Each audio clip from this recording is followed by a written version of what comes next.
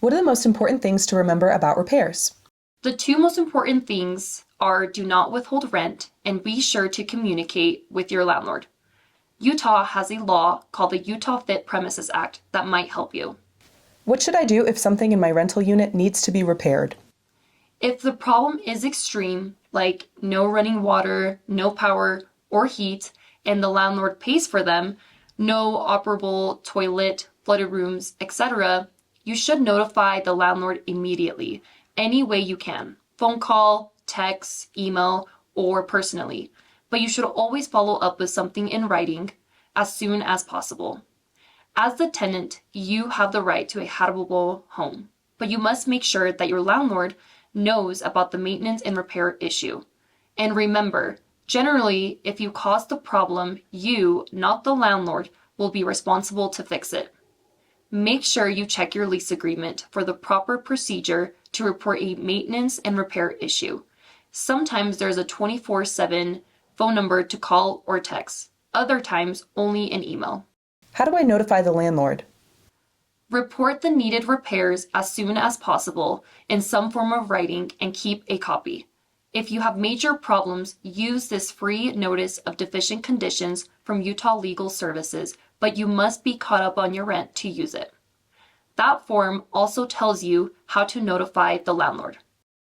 When must my landlord begin repairs?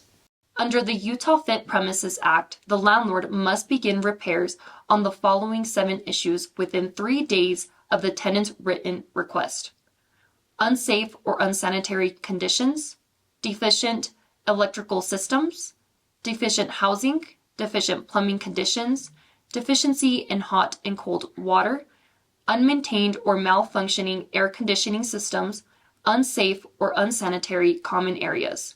If the condition is dangerous, the repair work should start within 24 hours. If the problem is with an appliance that the landlord provided in the lease, for example, a fan, the landlord has 10 days to make repairs. What if the landlord won't make the repairs? If the landlord doesn't start to fix the problem within the specified time and you can afford to move, you can end your lease and move.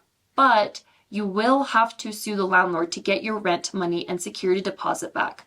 There are some cases where you can do repairs and deduct the costs, but you should talk to Utah Legal Services or another housing advocate to understand this process. If I buy renter's insurance, will that help me with repairs? No. Generally, renter's insurance covers only damage to your property. It does not cover repairs needed to the unit, but it could cover the cost of your things if they are damaged, destroyed, or stolen. Some lease agreements will require tenants to have renter's insurance, but you should think about getting it whether it is required or not, since it is usually not expensive. You should always read your policy carefully to determine what is covered under the plan and how to file a claim.